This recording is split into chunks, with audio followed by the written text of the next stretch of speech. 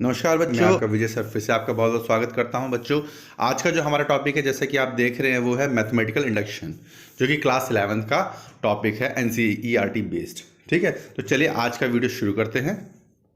तो बच्चों, जो मैथमेटिकल इंडक्शन है बेहतर समझने के लिए हमने इसको 3 पार्ट्स में कवर किया। फर्स्ट कॉन्सेप्ट देखेंगे, फिर उसकी डेफिनेशन देखेंगे जो फॉर्मल डेफिनेशन होती है, और उसके लॉज देखेंगे। ये चैप्टर बहुत ही छोटा है, ठीक है। इसमें 3 चीजें कवर कर लोगे और बाकी सारी प्रॉब्लम्स हैं, ठीक है। तो फर्स्ट 3 पार्ट में हम इसको कवर करेंगे, उसके बाद इसके प्रॉब्लम्स देखेंगे, क्वेश्चंस देखेंगे, ठीक है। तो फर्स्ट शुरू करते हैं कॉन्सेप्ट। तो बच्चों, जो कॉन्सेप्ट है, कॉन्सेप्ट क्या होता है मैथमेटिकल इंडक्शन का? ये कॉन्सेप्ट है कि कोई भी स्टेटमेंट है या कोई भी लॉ है या कोई भी रूल है, किसमें, मैथ्स में, जैसे आपने कर रखा है A square equal to B square plus C square, ये एक लॉ है, पाइथागोरस थ्योरम या कुछ भी आप समझ रहे हैं, ठीक है। ये कैसे प्रूव हो रही है? एक तरीका होता है किसके थ्रू? मैथमेटिकल इंडक्शन के थ्रू प्रूव करने का, कि L H S equal to R H S है एनी कंडीशन में। एनी कंडीशन मतलब ए, बी और सी की कोई भी नेचुरल वैल्यू के लिए, नेचुरल नंबर्स की वैल्यूज के लिए ये फॉर्मूला हमेशा सही रहेगा। ये हमें प्रूव करना होता है, ठीक है। आपका सिंपल सा तरीका क्या, कि आप इसमें नेचुरल वैल्यूज रखते जाओ और आंसर निकालते जाओ, आपको मिल जाएगा आंसर। बट मैथमेटिकल इंडक्शन क्या करता है? जनरलाइज टर्म करता है। मतलब जैसे एन है, एन को लेकर वो क्या है, जनरलाइज टर्म में हमें प्रूव करना होता है कि L H S equal to R H S है।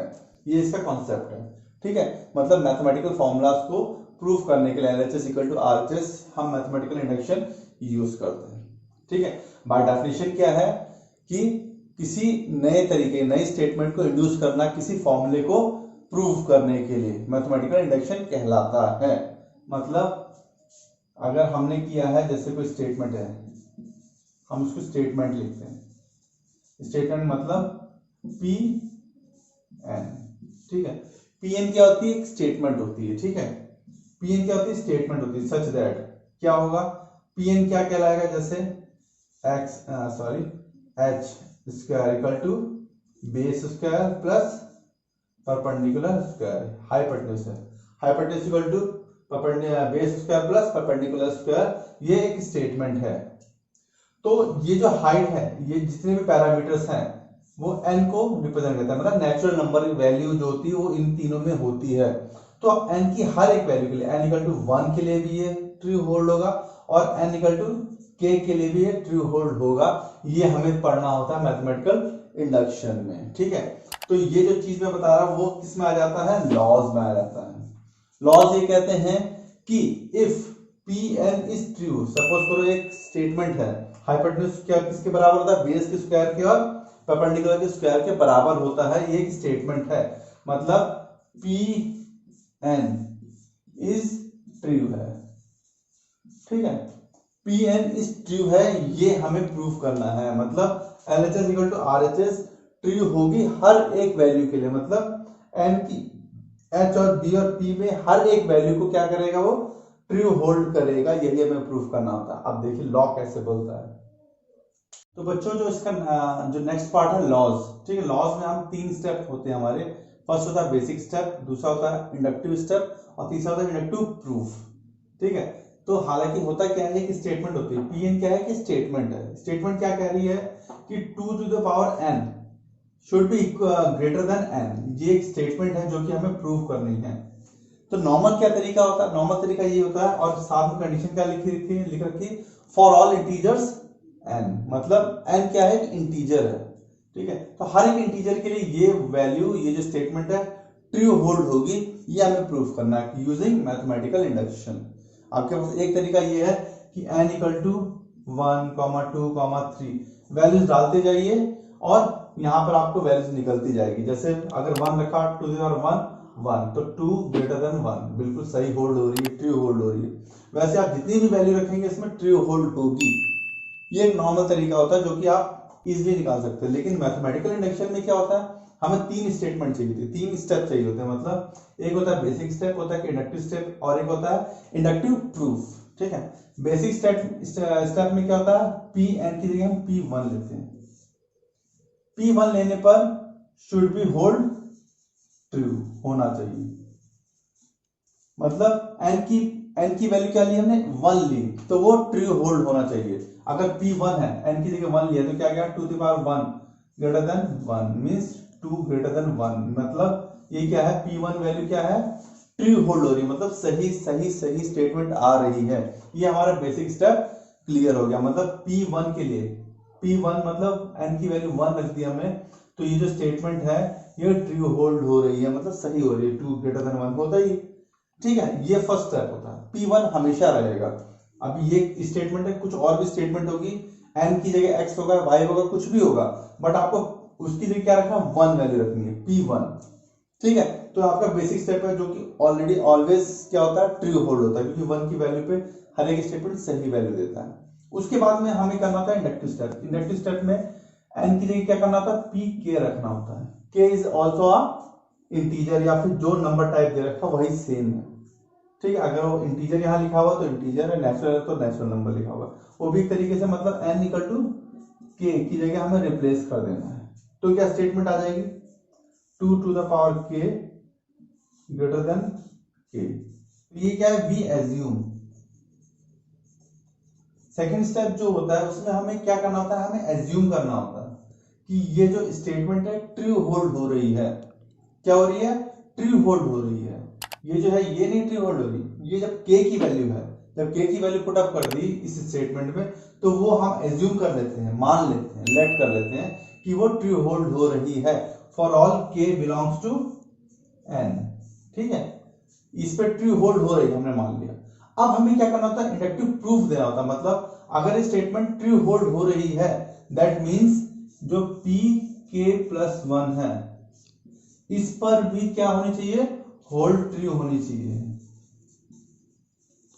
अगर ये ट्रू यहां होल्ड हो रही है तो pk प्लस 1 पे भी ट्रू होल्ड होनी चाहिए। ये हमें प्रूफ करना है, सिर्फ इतना प्रूफ करना है, ठीक है। यूजिंग दिस वन, इसको यूज करते हुए हमें इसको क्या करना है, प्रूव करना है, बस इतनी सी स्टेटमेंट और कुछ भी नहीं है। मतलब इसको हमें कन्वर्ट करना है इस स्टेटमेंट में।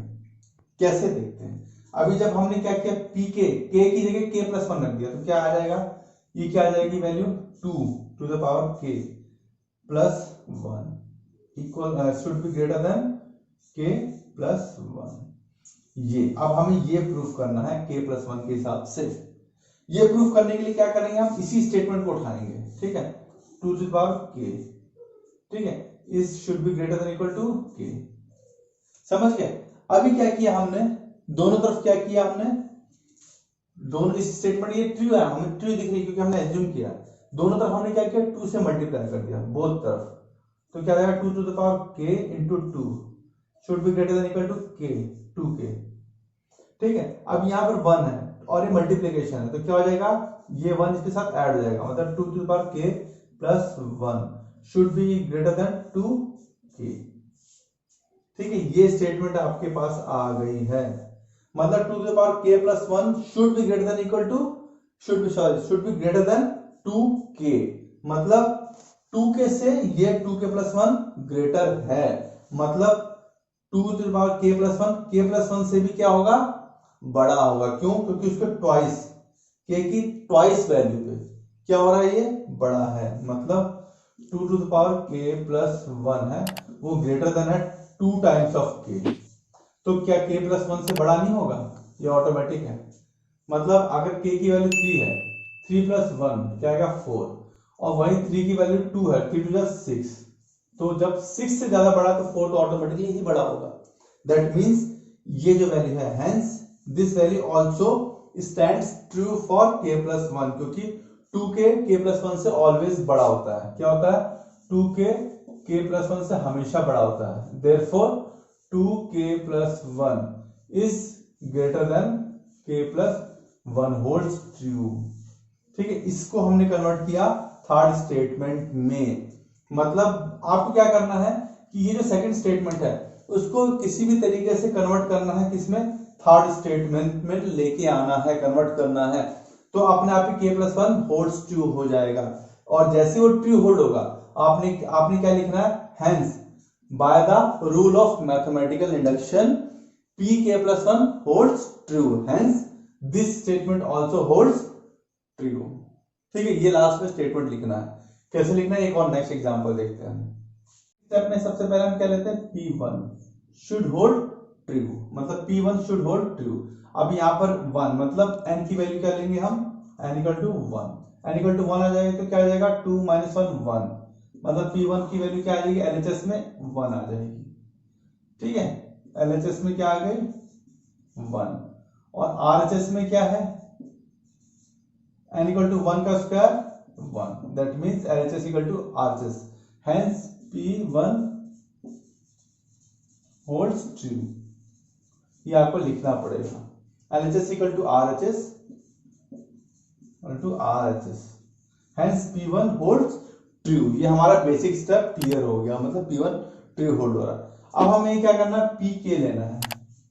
क्या करना है, Pk वैल्यू लेनी है जो कि हमने एज्यूम की कि ट्रू होल्ड हो रही है। Pk क्या आ जाएगा, अगर Pk लेंगे तो क्या आ जाएगा 1 प्लस 3 प्लस 5 प्लस जो भी है 2k माइनस 1, ठीक है, should be equal to k square.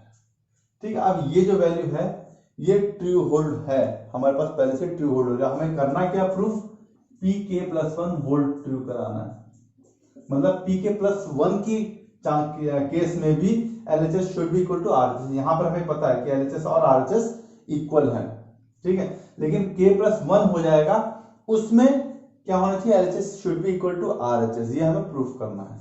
तो क्या आ जाएगा, k प्लस 1 क्या आ जाएगा 1 plus 3 plus 5 plus up to 2k plus 1, k की जगह क्या आ जाएगा k प्लस 1 रख दिया हमने, ठीक है, और यहां पर क्या आ जाएगा k प्लस 1 का होल स्क्वायर। मतलब इस स्टेटमेंट को हमें किसके बराबर प्रूफ करना है, k प्लस 1 के होल स्क्वायर के बराबर प्रूफ करना है यूजिंग दिस स्टेटमेंट। इस स्टेटमेंट को यूज करते हुए हमें इसके बराबर प्रूफ करना है। ये क्या है, मेन मुद्दा है हमारा, हर एक क्वेश्चन में यही आपको अचीव करना है। ठीक है, अब देखिए इसको अगर आप सॉल्व करेंगे तो क्या आ जाएगा 1 प्लस 3 प्लस 5 प्लस क्या आ जाएगा 2k प्लस 2 माइनस 1, ये आएगा, ब्रैकेट खोल दिया तो ये आएगा ना, आएगा। तो फिर इसको हम और ऊपर लिखते हैं, क्या लिखते हैं, यहां लिख देते हैं, क्या आ जाएगा 2k 2 माइनस 1, 2 माइनस 1 क्या आ जाएगा 1, मतलब 1 plus 3 plus 5 plus up to क्या आएगा 2k प्लस 1। ठीक है, ये वैल्यू क्या आ जाएगी हमारे पास आ जाएगी। तो अब इसी वैल्यू को हमने ऊपर लिख दिया है, क्या आ रहा है 1 plus 3 plus 5 plus 2k plus 1 equal to k plus 1 whole square. ये लाना है हमें, किससे, इससे लाना है यूजिंग, क्या यूज करना है 1 plus 3 plus 5 plus up to क्या है 2k minus 1 equal to k square, इसको यूज करते हुए, क्योंकि ये हमने एज्यूम किया है। ठीक है, 2k minus 1 equal to k square है पहले से, ये हमने एज्यूम किया है, इसको हमें यूज करना है इसको किसमें कन्वर्ट करने के लिए, k प्लस 1 का होल स्क्वायर कन्वर्ट करने के लिए। ठीक है, अब देखिए यहाँ जो वैल्यू दिख रही है, सीरीज दिख रही है, सीरीज में लास्ट में टर्म क्या है 2k प्लस 1। सपोज करो मैं कोई सीरीज लिख रहा हूं 1 plus 2 plus 3 plus 4 up to n, suppose करो n तक लिखा मैंने, तो n के नेक्स्ट वाला क्या टर्म होगा, n के नेक्स्ट वाला क्या होगा n प्लस 1 होगा कि नहीं होगा, कि देखो 1 है, 1 के नेक्स्ट वाला टर्म क्या है 1 प्लस 1 है, और 1 प्लस 1 के नेक्स्ट वाला टर्म क्या है 1 प्लस 1 है, या इसके नेक्स्ट वाला क्या टर्म है, इसके 1 प्लस है, मतलब अगर ये n टर्म आई है तो जाहिर सी बात है इसकी नेक्स्ट वाली टर्म क्या होगी n प्लस 1 होगी, और इसकी पहली वाली टर्म क्या होगी n माइनस 1 होगी कि नहीं होगी बच्चों। सपोज कोई जर्नल टर्म है, अगर मैंने यहाँ 5 लिखा है, 5 के पहली वाली टर्म क्या होगी n माइनस 1 मतलब 4, और 5 के बाद वाली टर्म क्या होगी n प्लस 1 मतलब 6 होगी। ये सीरीज में ये हमेशा रहता है, और इस सीरीज में भी सेम वही चीज होगी। ठीक है, ये सेम इसमें भी सेम वही वैल्यू होगी, क्या होगी 1 plus 3 plus 5 plus up to ये 2k प्लस 1 है, इसकी पहली वाली टर्म क्या होगी, पहली वाली टर्म क्या होगी 2k माइनस 1, क्या होगी 2k माइनस 1, फिर नेक्स्ट वाली टर्म क्या होगी प्लस 2k प्लस 1, टर्म क्या होगी 2k माइनस 1 होगी, तभी नेक्स्ट वाली टर्म क्या होगी 2k प्लस 1 टर्म होगी। ठीक है, अब ये देखिए ये वाली जो टर्म है, ये चीज ये किसके बराबर है k स्क्वायर के बराबर। देखिए 1 प्लस 3 प्लस 5 पर 2k माइनस 1 किसके बराबर है k स्क्वायर के, तो इसको उठा के हम क्या लिख देते हैं k स्क्वायर प्लस 2k ये जो है प्लस 1 लिख दिया हमने। अब ये जो k square plus 2k plus 1 ये क्या है, a square plus 2ab plus b square, मतलब k प्लस 1 का होल स्क्वायर, ये वैल्यू आ गई जो कि हमें क्या है RHS में है। तो ये क्या हो गया LHS equal to RHS, hence pk plus 1 holds true, ये आपको लिखना पड़ेगा, hence pk plus 1 holds true, hence by using the law of mathematical induction the statement this is true, ये आपको लास्ट में स्टेटमेंट लिखनी पड़ेगी, ठीक है। Hence using the method of principle induction mathematical induction this statement is equal to this holds true for all natural numbers, ठीक है। ये आपको लास्ट में लिखना नहीं तो मार्क्स नहीं मिलेंगे, आपको लिखना है, तीनों स्टेप्स लिखना और लास्ट में स्टेटमेंट भी लिखनी है, समझ गए। आपको क्या करना है, मतलब आपका जो सेकंड स्टेप है आपका इंडक्टिव स्टेप है उसको क्या करना है, यूज करना है किसके लिए, इंडक्टिव प्रूफ को प्रूव करने के लिए, ठीक है। जो थर्ड वाला स्टेप है उसको प्रूव करने के लिए सेकंड वाला स्टेप को यूज करना है, वो सारे क्वेश्चंस में यूज होगा। और खासकर मैथमेटिकल इंडक्शन जो होता है, जो जनरलाइज स्टेटमेंट होती है, ऐसी जनरलाइज स्टेटमेंट उन्हीं में मैक्सिमम यूज होता है। तो आपको जितने भी क्वेश्चंस आएंगे इसी टाइप से आएंगे, सम ऑफ एपीजी अरिथमेटिक प्रोग्रेशन के आते हैं, ज्योमेट्रिक प्रोग्रेशन के आते हैं, इस टाइप से क्वेश्चंस होंगे उसमें जिनमें इसको लगाना है। तो बच्चों क्या करो, उसको ज्यादा से ज्यादा प्रैक्टिस करो और कोशिश करो उसको जनरलाइज टर्म में कन्वर्ट करने की, ठीक है। उससे आपका आंसर बड़ी इजीली निकल जाएगा। थोड़ा सा टाइम लगेगा, स्टार्टिंग में आपको मेहनत करनी पड़ेगी, बट धीरे धीरे जैसे दिमाग लगाओगे आपको समझ में आ जाएगा कि क्या यूज होता है इसमें प्रिंसिपल में इसमें, ठीक है बच्चों। इसके अलावा और भी एग्जांपल्स हैं, अगर आपको कोई कंफ्यूजन होती है या डाउट होता है आप कमेंट्स में डालिए, वो क्वेश्चंस भी हम नेक्स्ट वीडियो में पक्का कवर अप करेंगे। तब तक के लिए इनकी प्रैक्टिस कीजिए। Have a nice day, goodbye बच्चों।